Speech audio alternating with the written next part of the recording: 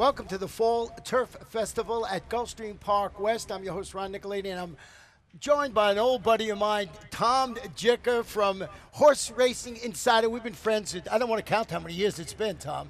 More than 40. Yeah, more than 40 is right. What are you doing at Horse Racing Insider? I write a column once or twice a week. I also cover the races for the Sun Sentinel on a freelance basis. And I come out here and bet.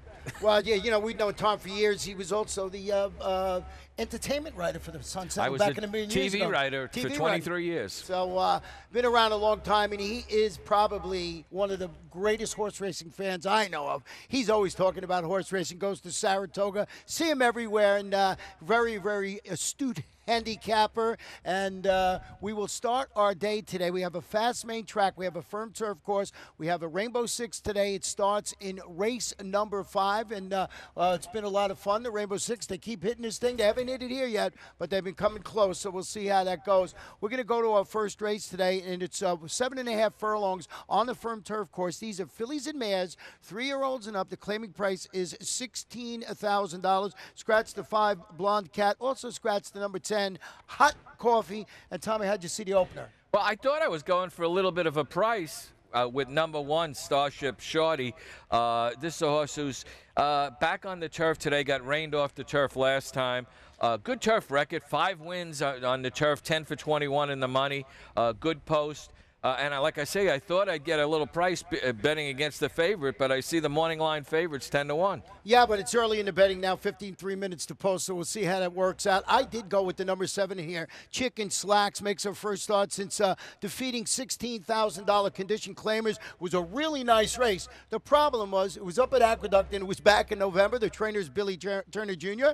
But this 8-year-old is working well on the farm. I don't know how you translate those works on the farm to run it today, but it looks like the horse is in fine form. Well, he's the only trainer in the first race who's won a Triple Crown. There you go. So he's got. He was the trainer of Seattle Slew, in case you didn't know.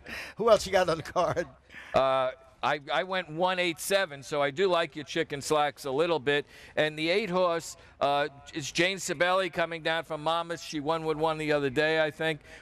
She's always been a high percentage trainer, so I threw her in. Yeah, this horse is a previous winner, racing around 2 turns, stretches out. Fights tougher up there, I believe, in allowance, optional claiming conditions. Pair of 5 furlong sprints at Monmouth. So yeah. I don't think the added distance today of the 7.5 furlongs will help this horse, ridden by Ramsey Zimmerman. And if you're not aware of the track here, the turf course here at Gulfstream Park West, it is 2 turns going 7.5 furlongs. Yeah.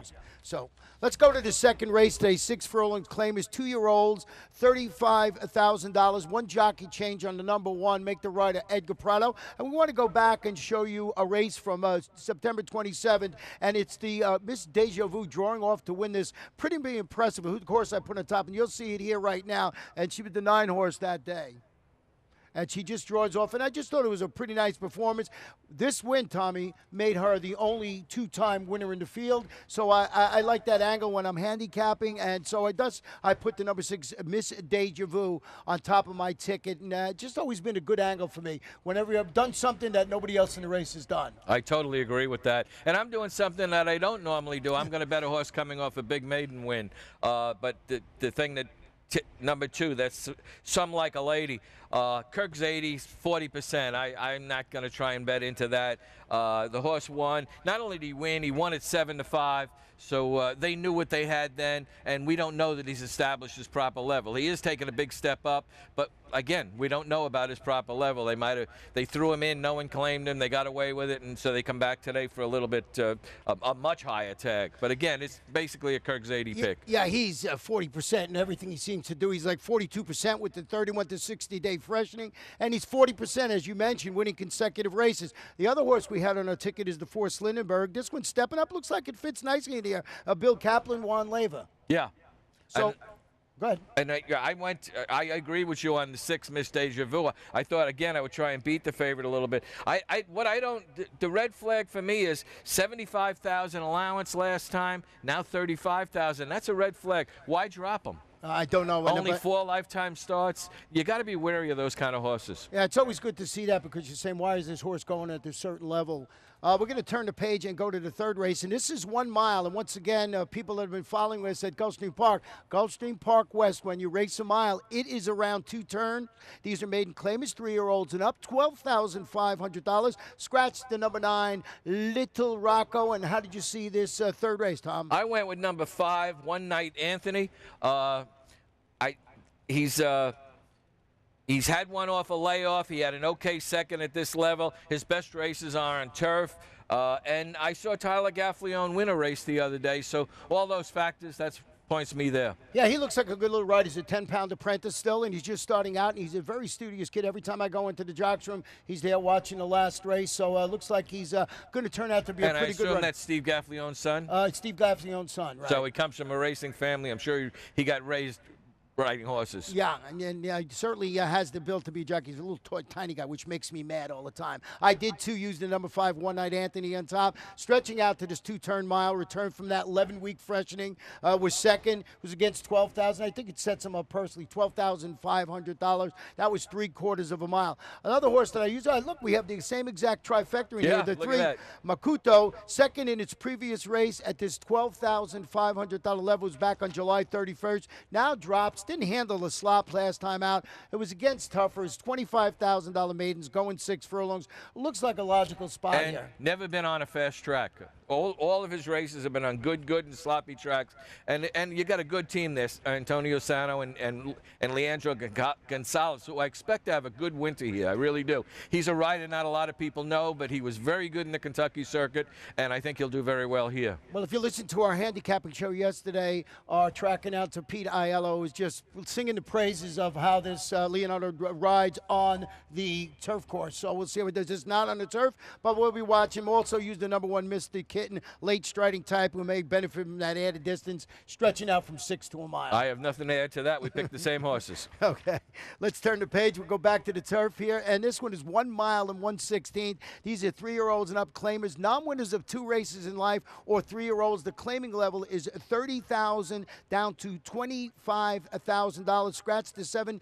Caminito also scratched the number 9, Tel Contar, and the number 7, Caminito, was my top pick, and I scratched into number 8, Valid Concept, but I see you have the number 5 horse on top of your ticket. Yeah, Lines of Nashville. Another one where I'm going against my thing where I don't like to bet horses, just broke maiden, but again, there's reasons here why I'm doing it.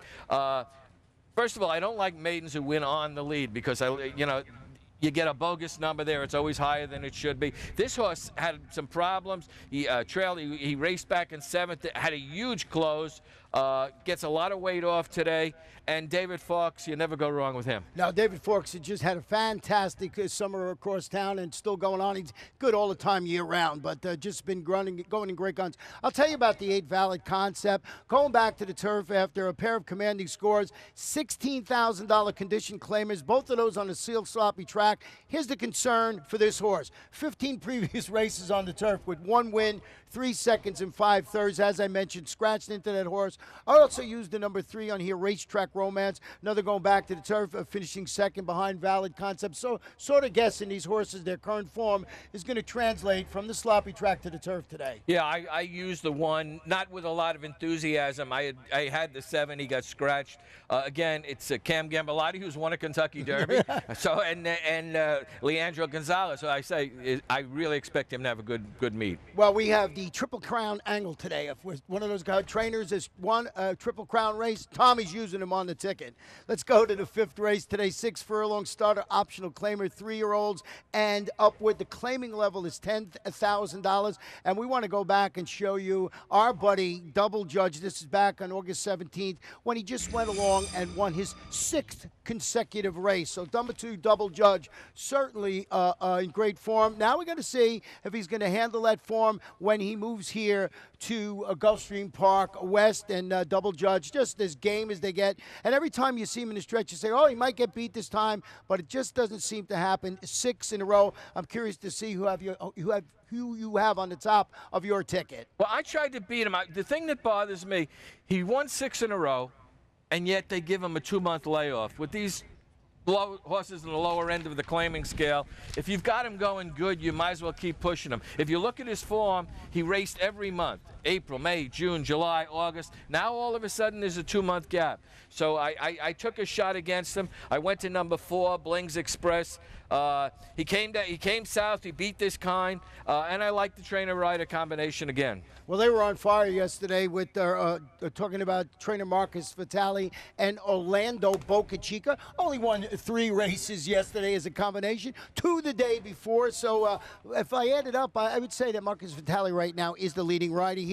Have him on the ticket for all the reasons you mentioned. We got a trifecta just boxed reverse, up a little bit. Also used the number 3, Moment No Tiz. This one, third behind Blinks Express last time out. Shipped down for Delaware. David Jacobson. Just been winning everywhere and every place. I think this horse improved second race in South Florida. Yeah, I also used him. I have a theory about David Jacobson. I think he's going to be coming down for the winter, and I think he's using these early races to see where his horses fit in, which horses he should be shipping in. He runs almost exclusively a claiming bond. His main string will be in New York during the winter. I think he's using these, just feeling his way on what kind of horses fit where here. So, but his percentage is so high, you always got to put him somewhere in the ticket. Well, we are sort of in agreement again. Once again, let's turn the page and go to the 6th race. This is 7.5 furlongs on the turf. These are maiden fillies and mares, 3-year-olds and upward. And we want to go back to show you a race. It was back on July 5th. Show the stretch run. And this is Donna Flora, who bumps in the stretch but finishes 3rd in this race. And I'm going to tell you why I was very impressed with this performance. You see here, just has a little bit of trouble in the stretch. He gets bumped there, comes but finishes 3rd behind 2 horses called Dun Juan and the other one Kandara. Both of those horses came back, Tommy, in their next races and won 2 races in a row. This is a monster key race. When you see my ticket a little later on in the Rainbow Six, this is the horse I'm singling. That's the 5, Donna Flora. I just took another automatic, number 3, Wait No More. Marty Wilson, Ed Gazias. You never go wrong there. I do have Donna Flora as my second choice. Yeah, well, stretching out today to the 7 furlong. We're talking about the 3, Wait No More. And as you mentioned, Marty Wilson, 25% with maidens making their second start. You got Edgar Zeiss. Not a lot of things to like there. If it was the stakes, I'd like him even more. I mean, Marty Wilson's just unbelievable in stakes races this summer and fall. And we also have the 10, Lady Anita, turning back. The 7 had surrendered a 2-length lead to get beat in neck. That was the finished 4th behind Kandara, but that was back on August 8th. I thought this horse was going to win this last race. Just got nipped at the wire. Yeah, we used the same horses again, so just box the ticket. Yeah, it's an easy game. I told you that. Well, the 7th race, and I didn't think I'd be saying this for the next, in the last 10 years, a race that's going at 1 mile and 70 yards, but that is the distance they have here at Gulfstream Park West. Claim is 3 and up, $6,250. Jockey change on number 8. Make the rider 1 leva. And guess what? Well, we have 2 of the 3 here. I'll let you start, Tom, with the number 1. Beer Garden. Do you name it because we drink beer? Well, yeah. I mean, how could I get away from a horse named Beer Garden? No, he's faced better. A big rider move. Nothing against Fontenez, but he's not Ed Gazias. And he won a route against this kind. This is an open race. He's been in condition races, but he's raced better. And he has performed at this level. And again, Zayas, the rail, all of that's got to help him. Especially mile and 70's got to be a real short run to the first turn. Well, I put the number 4 on top, Tiz Bobby. This one moved to Dario Vega's Bonvita claim. Rallied late, defeat 6,250 condition claimers at a mile. Stretch out to a mile and 70 yards. Should bolt his running style. But the horse I have some interest in is the number 7, Hugo Like. I kept looking at the past performances in this race, Tom, and I couldn't find any horse with speed except number 7, Hugo Like. He's only had 1 win in 14 previous races, but I think if this horse can get on the lead and control the pace, everybody else seems to come from off the pace. I could have backwards thinking here. I went to the 1 because his Fontenez off, Zayas on. His Fontenez, maybe he's the one he wanted to go to the 7, and that left the 1 open. Who knows? You don't know that, but I just couldn't find any other speed. So when you're putting your Rainbow Six ticket or one of your multiple wager tickets together, take a look at this race and see if you think, like I do, that the number 7, Hugo Light, might be the controlling speed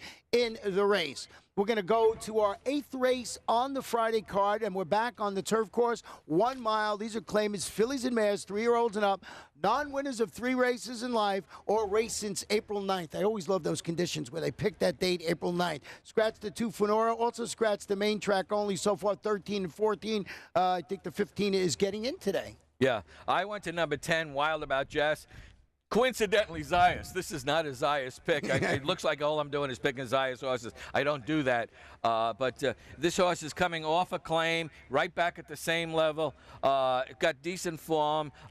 He's 3 for 7 in the money, 2 for 7 wins on the turf. The only thing he has to overcome is the outside post. I can promise you, Tom and I did not speak before the show. We have the same exact. I did mine last night. We have the same exact again. So the 10, for all the reasons Tom mentioned about Wild About Jazz, Dave Braddy via that $30,000 claim, Edgard. 7, French Politics is stretching out to a mile today on the turf. Close to be third versus similar, but that was a pair of 7 furlong races on the dirt. He's tried the turf only once previously, this horse, but this barn, these owners and trainers always do well. They place their horses perfectly. We're talking about trainer Aubrey Mirage and the owners are White Rabbit Racing and Orlando Boca Chica, who's just been riding in fantastic form since he shipped down with Marcus Vitale from Monmouth Park. They did some damage up there, too. And people might remember last winter they won the Gulfstream Turf Handicap with Lochte and paid like $80. And Lochte will be running right here at Gulfstream Park on Sunday. Is that right? It's a really nice allowance race. Yes, Lochte will be back on Sunday. It's a great, great allowance race. So if you're a fan of Lochte and if you're jumping on the Marcus Vitale bandwagon, Sunday might be your day to bet Lochte. That's funny because I saw something in the racing form that they were actually thinking about going to the Breeders' Cup mile with him. Well, he's in, and I didn't hear Maybe this is a prep. Maybe it's a prep for it. So I did not read a story on it. Just happened to get the entries last night when I was working out and saw he's on there. Just starting to handicap that race and make the morning line. I went with the 12 Holy Day in third, plunging into the condition claimer on the grass.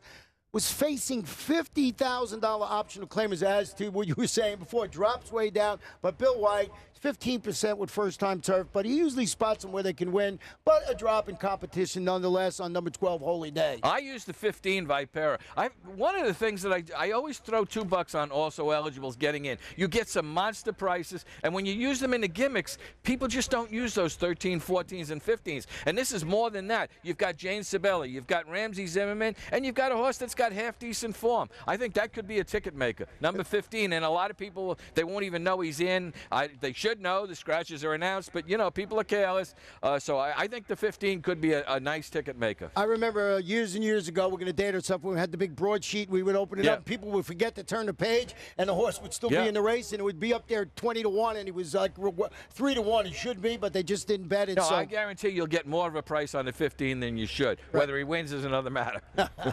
The 9th race, a 6 furlong allowance optional claimer. Fillies and Mares 3 and up, $12,500. And Tom, I don't know you, but I think we got the market cornered here. Did you go with the number 1 corner? Yes, I sure did. Yeah, we did. And again, this horse, they started him out on the turf. It's almost like Cigar, the late Cigar. You know, they started him out on the turf. They must have thought he was a turf horse. Right. He didn't run a step. They put him back in the dirt. He's got a win in 2 seconds. Hasn't done anything wrong. Fits at this level. In fact, was a little bit higher level last time. I don't see. I have no knocks on this horse. No, I think he might. Well, he's not the best in the card because the best in the card's coming up in the next race. Yeah, oh, you heard it here first. I like the 1 corner of the market in here for all the reasons you mentioned. This horse has been knocking heads with a little tougher competition. Once again, David Fawkes, Juan Leyva, not going to lose anything with Juan Leyva being in the saddle. He's an excellent rider.